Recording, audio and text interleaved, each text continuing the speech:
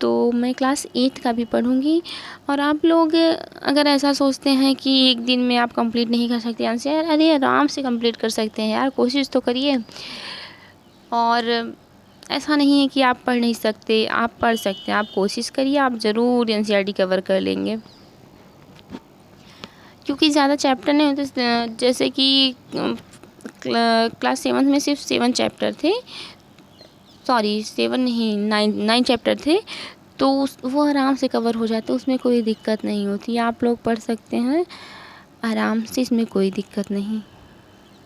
तो मुझे करना था आंसर राइटिंग, मैं डेली एक आंसर राइटिंग ज़रूर करती हूँ, क्योंकि इससे ना हैबिट बनी रहती है, एक अभ्यास हो जाता है, जिससे आपको आगे चल के बहुत अच्छा बेनिफिट होगा इसका। तो मैं इसीलिए मैं अपना आंसर राइटिंग करती हूँ। मुझे बहुत अच्छे से नहीं आता, तब भी मुझे जो आता है मैं वो लिख देती हूँ, हाँ टाइम से, कि हाँ ऐसे। अगर आप डेली एक आंसर राइटिंग करेंगे ना, तो महीने का 30 तो हो ही जाएगा, तो साल का 365 हो जाएगा। और मैं तो कुछ दिन में 2 करने वाली हूँ।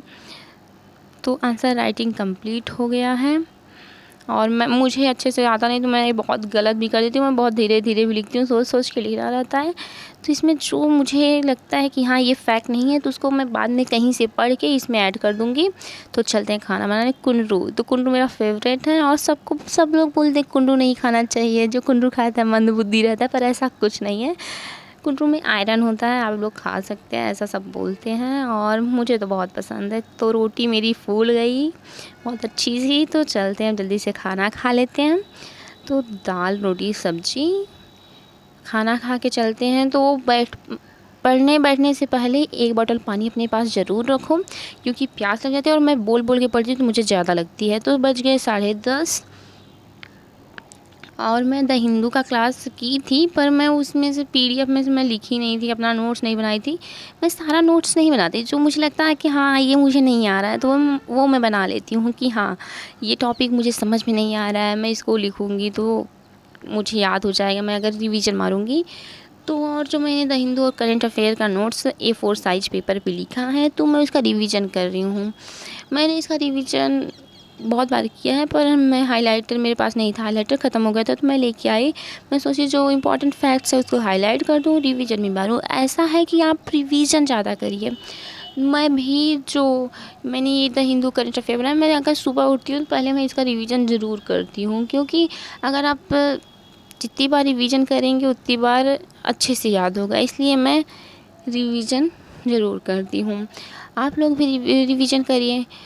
और ऐसा नहीं है कि बस लिख के रख दिए, जितना अच्छा पढ़ेंगे, जितना अच्छा रिवीजन करेंगे, उतना अच्छा याद होगा।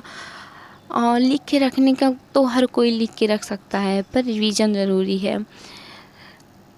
तो बज गए 11:30, और मुझे यूपीएससी का सिलेबस कंप्लीट करना है, तो अरे सॉरी सिलेबस रटना है, और मैंने ये रिवीजन मार लिया पूरा। तो अब मैं चलूँगी यूपीएससी का सिलेबस रटूँगी, क्योंकि अगर आपको सिलेबस याद रहेगा ना, तो आपको आराम होगा पढ़ने में, क्योंकि आपके माइंड में रहेगा कि हाँ ये फैक्ट इस पेपर से है, इस GS paper 1st 2nd 3rd 4 जो भी होगा, हाँ ये यहाँ से है, आप अच्छे से रिलेट करके पढ़ पाएंगे कि हाँ इसको यहाँ से पढ़ना है। तो आप लोग सिलेबस अच्छे से रट लीजिए। बज गए 12, और मैंने इसको अच्छे से पढ़ लिया। अच्छे से अगर आप 1-2 बार दिन में पढ़ें, तब भी आपको धीरे धीरे याद हो जाएगा हाँ सिलेबस क्या है। तो मैंने इसको अच्छे से पढ़ लिया। अब इसको हम बंद करते हैं, और 12 बज गए तो सोना भी है, क्योंकि सुबह 2:30 या 3 बजे उठते हैं। और ऐसा नहीं है भैया कि हम सोते नहीं, हम सोते हैं, दिन में घंटे नींद ले लेते हैं 3 घंटे। तो गुड नाइट, स्वीट ड्रीम्स।